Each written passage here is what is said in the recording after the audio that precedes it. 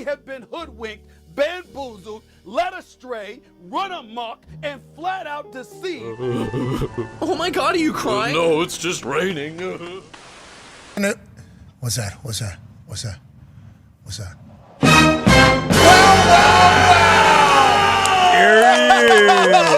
Hey! Good. I'm talking to God himself. I need prayer. I need my prayers answered for just once. Please, please, please. Ravens flock. We all knew this is coming.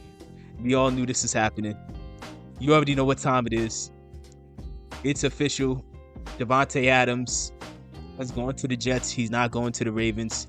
And we've been burnt so many times to where stuff like this doesn't hurt me anymore. Stuff like this, it's not even as disappointing as it used to be. Not because I'm accepting of it, but because I have low expectations for what the Ravens want to do offensively. And it is what it is. Davante Adams, it's been announced earlier today, he's going to the New York Jets. He's reuniting with his old teammate Aaron Rodgers. And this is why a few weeks ago, when there was all that speculation, I did not do a video about Davante Adams. Because I said there's no point. I said there's absolutely no point.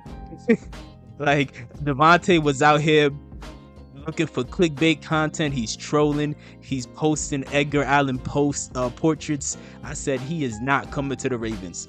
As much as I wanted him to, I said he's not going to come to the Ravens. I would have to see it to believe it.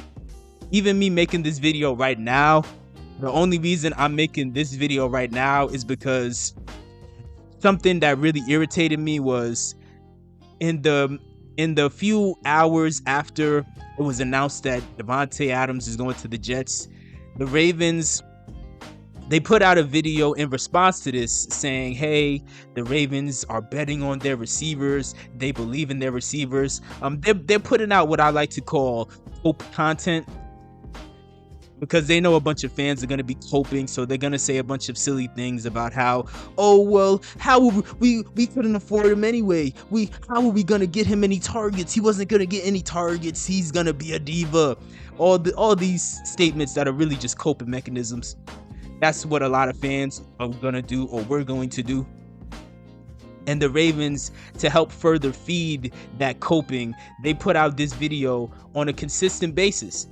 And this is why this is why I'm doing the video now, because every time how many times over the years have we seen a true number one receiver go to another team and the Ravens instantly put out a video on their channel saying, hey man, the Ravens believe in their guys, they're betting on their receivers and all this BS to try to justify the fact that they want to be cheap on offense.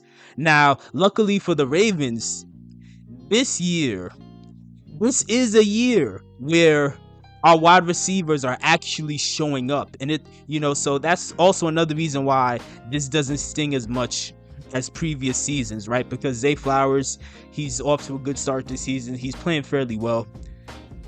Rashad Bateman is finally starting to develop some chemistry with Lamar. And he's starting to kind of step into that number 2 receiver role, or at least step into it to the best of his abilities. So this actually is a year where them saying that doesn't seem as ridiculous, because of the fact that we are showing up. At least the receivers are doing their best to show up and contribute and, just develop chemistry with Lamar.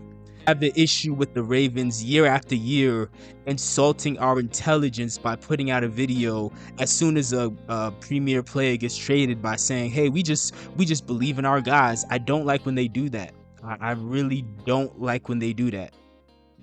And I'm going to explain why in a second. But I just want to say that I would have really liked to see the Ravens truly go all in and get Lamar, that true number 1 receiver. You see, a few weeks ago when I made my video talking about people hating on Lamar and trying to make excuses for Josh Allen, in that video I said that Lamar to this day has never played with the wide receiver, and Zay, even though Zay is good and I expect great things from him this year, I expect him to get about 1,100 yards. I still said, and I stand by this, Zay Flowers is not a true number one receiver. This wasn't a disrespectful thing to say about Zay. This was just being realistic. There were some people, most of the people understood what I meant, but there were some people in the comments who were misinterpreting what I was saying and thinking that I was trying to violate Zay or underestimating him. It's like, no, I'm not underestimating him. I'm just being realistic about what his ceiling is. I really gave him a compliment because in the video I said that I believe his ceiling could be to be a guy like Davante Smith. Davante Smith has had a good career so far. He's had a great career so far. Like, Davante had a better rookie season than Zay. Davante had 900 yards as a rookie. You know, Davante has had multiple 1,000-yard seasons. But Davante is still not the number one on the Eagles. The Eagles still had enough sense to look at him and see his game and see his skill set and recognize that, hey, he would be better suited as a number 2 option, and then we need to bring in somebody like AJ who can take the offense to the next level and take some pressure off of Davante. So when I said what I said about Zay, again, it was not a shot at Zay. It was just me being realistic, and most people understood what I meant by that when I said, look, Zay is good. Zay has the potential to be great, but realistically, Zay's never gonna be truly that number one. Like, he could be our number one, but it's like, I know a lot of people, they've been quoting, like, a lot of people on social media, they're like quoting Cat Williams recently. Isn't Cat Williams one of the people that said, like, the Chrysler looks like a Phantom till a Phantom show up? You know, like a number one receiver could look like a number one until a real number one shows up. And if we had managed to get Davante, I think a lot of Ravens fans would have gotten an opportunity to truly see the difference. But that's neither here nor there. Some people might be saying, hey, what's wrong with the Ravens saying they believe in our guys? What's the problem with that? What's the problem with them saying they're betting on their receivers? Again, this is a year where I do think them saying that is a fair thing to say because we're off to a good start. We're building chemistry. Things are rolling, so I think we'll be just fine. Ultimately, I think we'll be just fine, and we're still going to make a deep run, and we still are going to aim for the Super Bowl, obviously. But the reason I can't get on board with people who accept when the Ravens do this type of nonsense is the Ravens don't keep the same energy when it comes to defense. Now, if the Ravens were the type of team that when it came, regardless of if it was defense or offense or defense, if they were the type of team that say, hey, listen, it's getting close to the trade deadline, but we don't care. We drafted who we drafted.